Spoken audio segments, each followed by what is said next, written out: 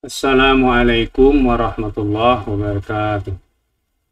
Alhamdulillahilladzi anzala ala abdil kitab wa lam yaj'al lahu iwaja qayyiman liyunzira ba'san syadidan min ladunhu wa yubashshiral mu'minina alladzina ya'maluna shalihati anna lahum ajran hasanah makithina fihi abada.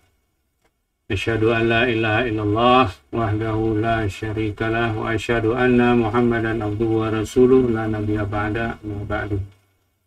Alhamdulillah, jumpa lagi kita pada video saya yang ke-16. Kali ini saya membahas ciri mukmin yang ketiga, yaitu memelihara salat. Pada video saya yang ke-15 membahas mendirikan salat. Saya sudah katakan orang-orang mendirikan sholat itu memelihara sholatnya, dan saya janjikan pada video berikutnya akan saya ulas bagaimana memelihara sholat itu, apa saja yang harus dipelihara. Baiklah, tidak usah berlama-lama, kita langsung mulai.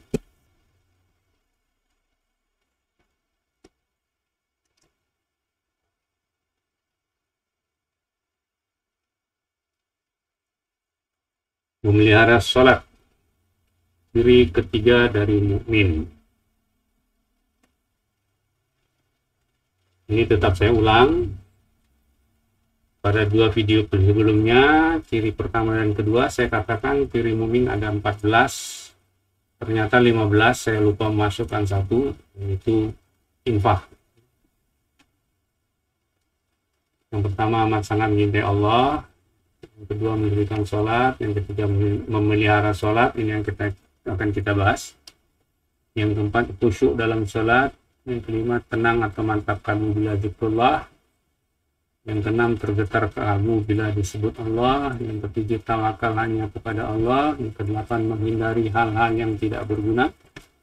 Yang kesembilan, dengar dan taat terhadap firman Allah dan sabda Rasul. Yang ke-10, bertambah iman bila dibaca ayat Allah. Yang ke-11, menginfakkan sebagian harta. Yang lupa saya masukkan pada dua video sebelumnya. Ayatnya saya baca, tapi ininya cirinya ini tidak saya masukkan. Yang ke-12, menunaikan zakat. Yang ke-13, memelihara kemaluan. Yang ke-14, memelihara amanah dan janji. Yang ke-15, tidak ragu jihad dengan harta dan jiwa di jalan Allah. Selalu saya ulang, mudah-mudahan lama-lama kita jadi hafal. Baik, kita mulai memelihara sholat. Ini di dalam surat Al-Mu'minun ayat 9. Karena itu saya kutip ayatnya dari ayat 1 sampai dengan 9. A'udzu billahi minasyaitonir rajim. Bismillahirrahmanirrahim.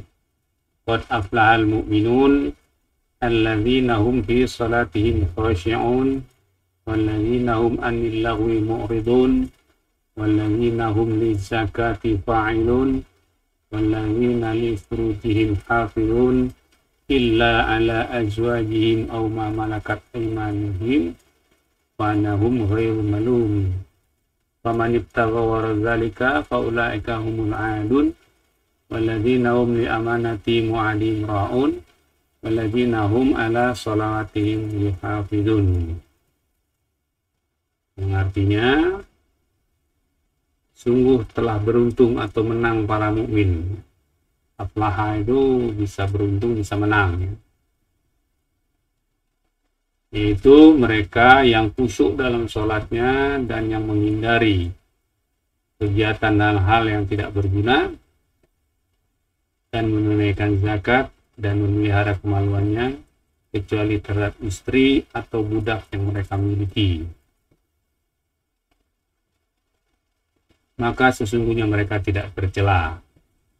Tetapi barang siapa yang mencari selain itu, maka mereka itulah orang-orang yang melampaui batas dan yang menjaga amanah dan janjinya, dan memelihara amanah dan janji. Yang ke-9, dan terhadap sholatnya mereka memelihara. Di dalam ayatnya itu menggunakan kata ala, ya, tetapi ketika sholat khusyuk menggunakan kata fi. Ini nanti kita bahas ketika membahas sholat khusyuk. Paling tidak ada 5 hal yang harus dipelihara. Ini menurut pendapat saya. Ya. Pertama, waktu. Senantiasa berusaha sholat di awal waktu. Kalau saya dulu dilatih sama guru saya, 10 menit sebelum waktu azan itu sudah ambil wudhu, kemudian siap di atas sajadah. Jadi harus punya jadwal sholat, jangan nunggu azan. Sekarang gampang itu kalau jadwal sholatnya. Kalau kita punya HP yang smartphone, kita bisa install itu jadwal sholat, banyak itu ya. Di awal waktu, bukan tepat waktu. Ini banyak orang ngomong tepat waktu. Bila tepat waktu, maka sholat zuhur jam 14 atau 2 siang masih tepat waktu, karena masih waktu zuhur. Tapi sudah tidak awal namanya itu. Bila sholat zuhur jam 16 atau 4 sore, baru tidak tepat waktu, karena sudah waktu ashar. Jadi bagi kita yang terbiasa mengatakan awal waktu tapi dengan kata-kata tepat waktu, tolong dipahami ini. Tepat waktu itu pada waktunya. Jadi zuhur itu kira-kira dari jam 12 sampai jam 3 itu waktu zuhur. Kalau orang sholat antara jam 12 dan jam 3 sholat zuhur itu tepat waktu semua. Tapi tidak awal waktu. Makanya hadisnya itu ala waktiha, bukan fi. Ala waktiha, di awal waktunya gitu. Nih. Jadi yang pertama yang dipelihara itu waktu. Orang yang mendirikan sholat itu punya jadwal sholat ya. Berusaha untuk awal waktu. Sebelum masuk waktunya dia sudah siap-siap. Jadi bukan nunggu azan baru wudhu, enggak. Sebelum azan aja dia sudah siap. Yang pertama, kalau laki-laki diutamakan di masjid sholat. Yang kedua, kebenaran ucapan dan gerakan, bukan bacaan. Karena ketika kita sholat kita tidak membaca tapi mengucap. Jadi orang yang memelihara sholat itu berusaha untuk ucapannya benar. Pertama ya, jadi antara kha dengan ha dengan ha, ro, za dengan za, dengan ja, ya. Sha dengan sa, dengan so, dengan ta, ya. Itu dilatih ucapannya sampai benar. Banyak orang yang ghairil maghdu salah, atau ihdina syira pakai shin ya. Saya pernah dengar itu ceramah kalau syirat itu adalah kaki kepiting, tapi kalau sirat pakai shad itu adalah jalan. Jadi ihdina syiratal mustaqim itu tunjukilah kami kaki kepiting yang lurus. Untuk apa? Harusnya ihdina syiratal mustaqim. Karena dalam bahasa Arab itu ya semua bahasa sepertinya salah bunyi, salah arti. Nah, kelebihannya di bahasa Arab itu kalau panjang dibaca pendek, pendek dibaca panjang, artinya jadi beda. Misalnya la panjang, itu artinya tidak. Tapi kalau la pendek gitu, artinya sungguh, kan terbalik tuh. Jadi orang yang memelihara sholat itu pertama kebenaran ucapan itu sangat dia perhatikan, dia pelajari itu gimana ucapan yang benar. Nggak pede gitu aja gitu ya, dengar orang baca gitu dia orang mengucapkan gitu enggak ya. Yang kedua, benar gerakan, ada dalilnya gitu ya, nggak ikut-ikut orang. Ada yang takbir angkat tangan seadanya ya, harusnya kan telapak tangan ngadap kiblat ya, banyak lah itu ya. Nah, orang-orang yang memelihara sholat ini dia perhatikan kebenaran ucapan, kebenaran gerakan, itu dipelihara. Yang ketiga, kebersihan dan kerapian pakaian dan tempat. Jadi pakaiannya bersih dan rapi, tempatnya bersih dan rapi. Nanti bicara kesopanan pakaian, ada pakaian sopan ya. Jadi bukan pakaian yang udah berkeringat berkali-kali dipakai gitu ya. Tapi kan sah. Tapi orang yang memelihara sholat bukan sah lagi yang dipikirkan. Dia mau berhadapan dengan Allah. Ada rasa hormat, ada pengagungan. Jadi pendekatannya bukan lagi hukum, tapi sudah akhlak. Akhlak terhadap Allah. Nah, yang keempat, kesopanan. Sopan dia terhadap Allah. Pakaiannya sopan, ya. Nggak pakai kaos oblong aja. Kalau dia pergi pesta, pakaiannya bagus, rapi, atau ketemu dengan orang yang dia hormati, nggak bakal dia pakai kaos sembarangan, ya. Apalagi dengan Allah. Orang yang memelihara salat sangat memperhatikan ini. Kemudian, sopanan ini juga dalam hal mengucap. Dia membaca Al-Fatihah itu memuji, berjanji atau ikrar, ya. Kemudian meminta. Jadi kalau dia baca Al-Fatihah ketika memuji, dia betul-betul memuji, berharap yang dipuji itu mendengar. Ya. Bismillahirrahmanirrahim. Berdiri. Alhamdulillahirrabbilalamin. Berhenti lagi. Ar-Rahmanirrahim. Dan seterusnya. Kalau kita muji orang aja kan nggak beruntun kita ngomongnya satu-satu. Bapak itu orangnya baik, Bapak itu terkenal dermawan, Bapak itu sangat menghargai orang. Kan satu-satu kita ngomong. Maka sama Allah kita ngomong langsung Bismillahirrahmanirrahim, Alhamdulillahirrabbilalamin, Ar-Rahman. Itu nggak sopan. Coba. Duduk antara dua sujud kita mohon kepada Allah. Rabbighfirli warhamni wajburni, kan gitu. Kalau kita minta sama orang kan satu-satu. Pak, saya perlu pulpen, perlu kertas, perlu alat tatakan tulis. Kan satu kita ngomong. Jadi yang orang yang kita minta itu paham gitu. Oh, ini orang mau ini mau. Pada Allah kita ngomong seret gitu, itu enggak sopan.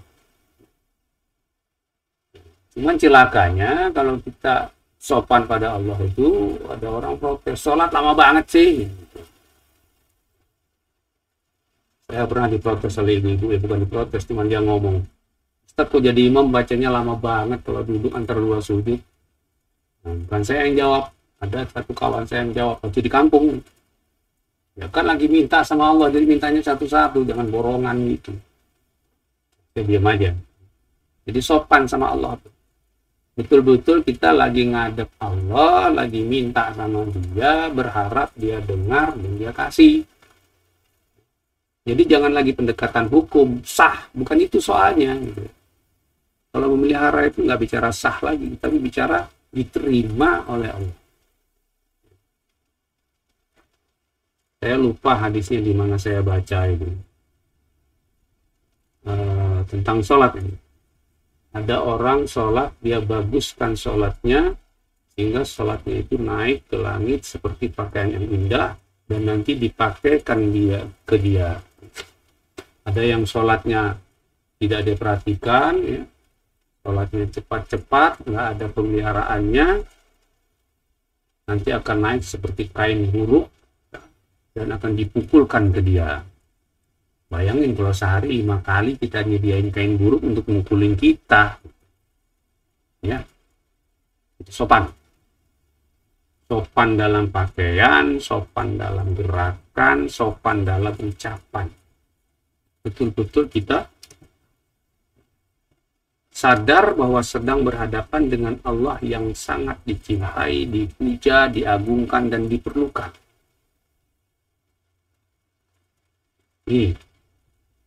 Pemelihara sholat itu perhatikan ini. Dia cintai, dia puja, diagungkan, diperlukan. Kita sangat perlu sama Allah. Jadi kalau minta ya sopan, jangan lagi pendekatan hukum. Yang kelima, kebenaran niat. Duh, kok ada kebenaran niat? Nah, ini penjelasannya. Dalam hal niat ini yang dinilai adalah satu, untuk apa? Sholat. Allah mengatakan di dalam surat Toha ayat 14 itu, surat 20, wa aqimus sholat li zikri. Dirikan sholat untuk zikri. Saya tidak menerjemahkan zikri itu mengingatku, walaupun di terjemahan Quran mengingatku. Kenapa? Karena setahu saya mengingat itu dengan otak. Dan sesuatu yang bisa kita ingat itu sesuatu yang bisa kita bayangkan. Kalau saya ingat seorang kawan, saya ingat wajahnya, saya ingat peristiwa bersama dia, ya saya ingat ketawanya, ada yang saya ingat. Terus kalau saya ingat Allah, bagaimana caranya? Laisa kamitslihi syai'un. Allah tidak serupa dengan apapun. Ada yang mengatakan kita mengingat kebesaran Allah.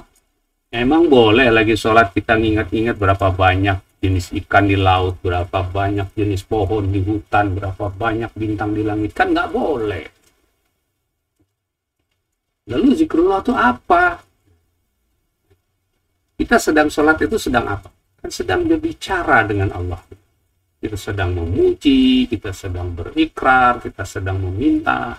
Jadi saya memahami zikrullah itu adalah berbicara dengan Allah. Kalau bahasa entengnya ngobrol, cuma ketika saya bilang ngobrol dengan Allah itu di salah satu masjid di Tangerang, itu diprotes. Jangan ngobrol lah, kayaknya remeh bener sama Allah. Oke lah, bicara lah. Sebetulnya dialog, Allah menjawab, cuma kan kita nggak tahu, ya, kan? Saya bilang bicara. Jadi untuk apa kita sholat? Untuk berbicara dengan Allah, untuk memuji Dia, untuk berjanji pada Dia, untuk meminta kepada Dia. Itu.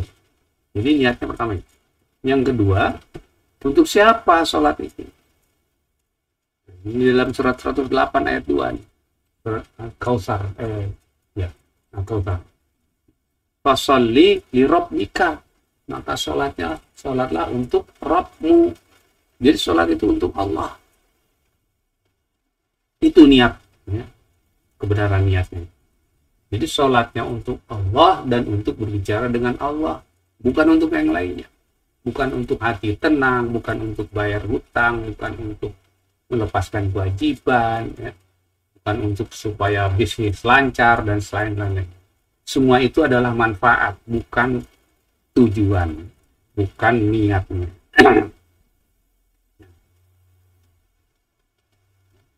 Jadi niat itu bukan akan berbuat apa. Jadi kalau kita sekitar jam 12-an berdiri untuk sholat, udah pasti sholat zuhur. Ya, dari rumah juga kita berangkat memang mau sholat zuhur, itu udah niat sholat zuhur. Tapi untuk siapa dan untuk apa, itu yang dinilai. Boleh nggak Ustadz orang ngomong usolli fardhu? Boleh, kan belum takbiratul ihram. Tapi kalau dikatakan itu wajib, dalilnya mana? Yang wajib itu kan niat. Ya nanti kita bahas ya berikutnya. Nah ini, jadi 5 yang pelihara ya. Pertama waktu, yang kedua kebenaran ucapan dan gerakan, ketiga kebersihan dan pakaian dan tempat, yang keempat kesopanan, yang kelima adalah kebenaran. Bagian berikut ini menjelaskan bedanya niat, keinginan, dan rencana. Barangkali baru sekali dengarnya ya.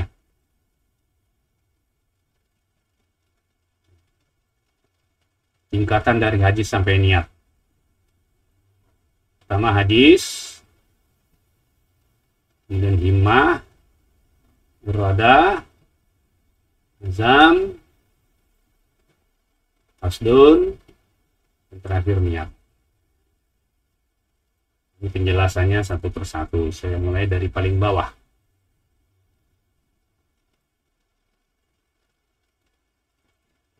Hadis.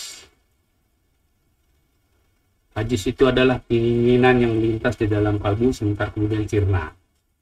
Misalnya, saya sering kasih pemisalan itu. lagi musim durian, kita lewat nih di satu jalan ada orang jualan durian, terus pikir kapan-kapan makan durian di sini ya, dah sampai rumah lupa atau hilang.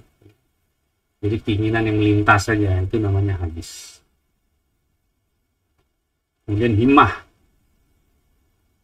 itu hadis.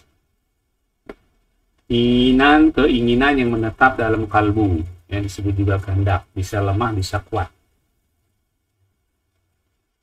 Contohnya keinginan Nabi Yusuf dan Zulaikha. Jika Zulaikha menggoda beliau, maksud menggoda Nabi Yusuf. Ya. Hamat bihi wa hamma biha.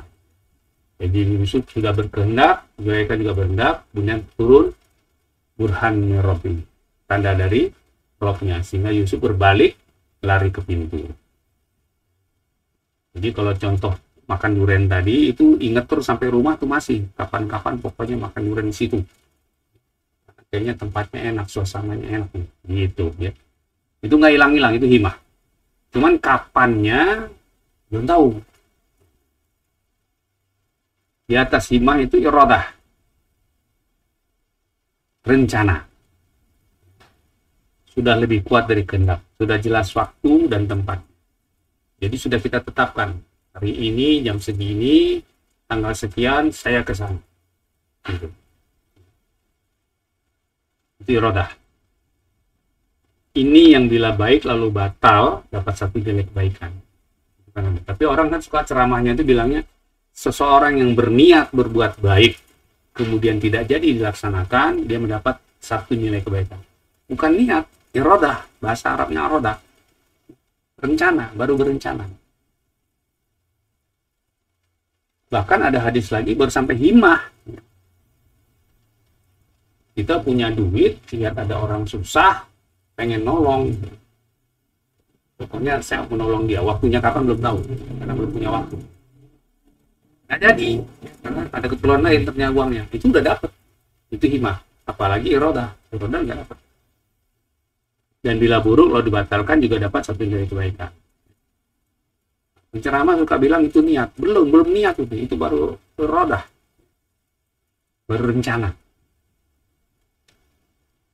Berikutnya lagi azam, tekad. Rencana yang sudah bulat tidak bisa diganggu-gugat lagi. Bila sudah sampai tahap ini, Allah menyuruh kita untuk tawakal. Pokoknya saya harus mengerjakan itu. Hari ini jam sekian di itu sudah tekad. Allah suruh tawakal. Ini surat Ali Imran 159. Wa idza azamta fatawakkal 'ala Allah.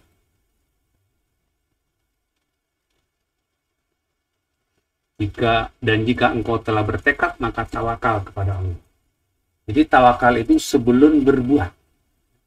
Ketika kita sudah bertekad akan melakukan sesuatu yang diridhoi Allah, maka tawakal pada Allah. Andalkan Allah. Bukan mengandalkan yang lain. Berharap kepada Allah agar Allah sampaikan apa yang sudah kita tekad. Gitu ya. Azam. Berikutnya qasdun. Sudah bersiap-siap. Bila kita akan pergi ke suatu tempat, semua sudah siap, tinggal melangkah keluar rumah. Bila kita akan sholat, sudah berdiri, siap untuk takbiratul ihram. Itu sudah qasdun. Sudah berdiri, tinggal takbir doang, gitu ya. Di sini sebagian orang membaca lafaz niat atau mengucapkan lafaz niat ya, sholli, fardu dan seterusnya itu. Ini suatu istilah yang aneh menurut saya, karena niat adalah aktivitas kalbu bukan mulut. Kalau mulut itu ikrar. Terakhir baru niat. Nah, kesengajaan. Sengaja berbuat untuk apa dan untuk siapa. Jadi ketika sholat itu berbuat apa dan untuk siapa. Niat ini selalu mengiringi perbuatan, tidak mendahului perbuatan dan tidak sesudah perbuatan. Jadi ketika kita mengangkat tangan tangan takbiratul ihram, disitulah niat. Ya Allahu Akbar. Saya ngangkat tangan ini untuk siapa, untuk apa? Di situ. Jadi niat selalu mengiringi perbuatan. Nah, ini ada hadis tentang niat. Saya kutip dari kitab Bukhari yang saya miliki.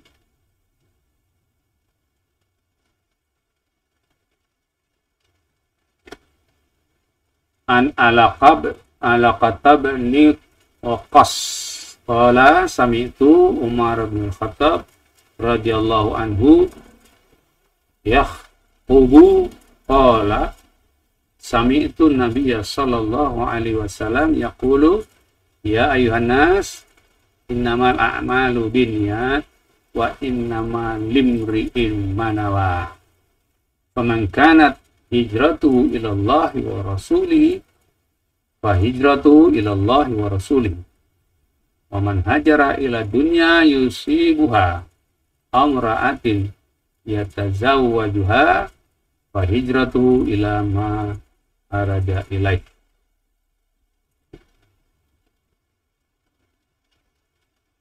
Dari Al-Aqamah bin Waqqas mengatakan, aku mendengar Umar bin Khattab radhiyallahu anhu berpidato.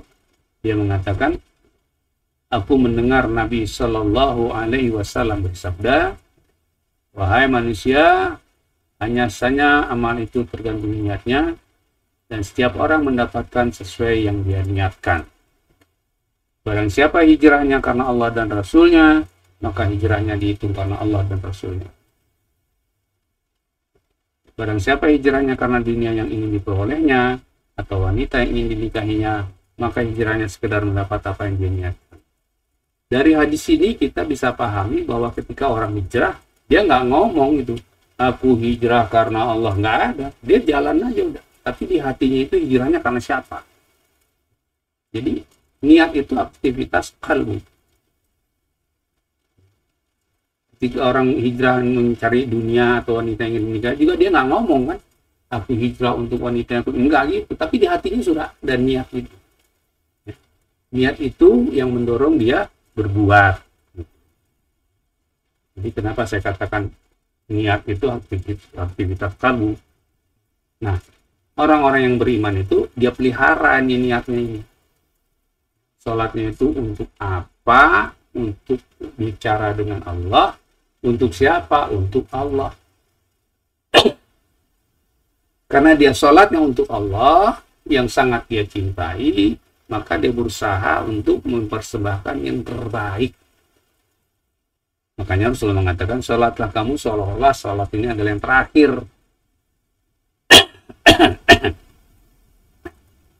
Itu saja yang bisa saya sampaikan. Semoga bermanfaat.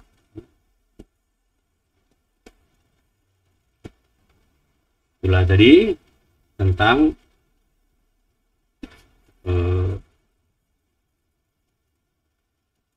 memelihara sholat. Jadi 5 yang dipelihara. Yang pertama adalah waktu. Yang kedua adalah kebenaran ucapan dan gerakan.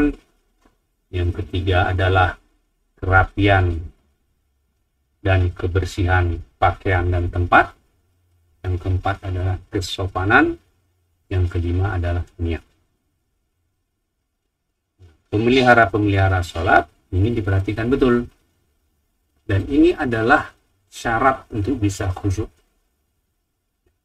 Nanti ketika bicara sholat khusyuk, kita akan bahas ini ada 3 jenjang sholat. Gitu. Yang kedua adalah hafizun. Insya Allah di video berikutnya ini. Karena itu ciri yang keempat. Ya. Baik. Sekian saja yang bisa saya sampaikan pada kesempatan kali ini. Semoga bermanfaat bagi kita. Kalau Anda ingin subscribe, like, atau share, klik link biru. Jangan klik videonya. Kalau klik video nanti diputar di pemutar video di HP Anda, bukan melalui YouTube. Ya, nggak muncul itu share, like, subscribe, nggak muncul. Nah, kalau Anda ingin terus mengikuti video saya, silakan subscribe. Kalau Anda menyukainya, silakan like Dan kalau Anda merasa ini perlu dibagi-bagikan, silakan di-share. Sekian saja, semua yang benar datangnya dari Allah, yang salah datangnya dari saya. Saya akhiri dengan doa kafaratul majlis. Subhanakallahumma wa bihamdika asyhadu an la ilaha illa anta astaghfiruka wa atubu ilaik. Wassalamualaikum warahmatullahi wabarakatuh.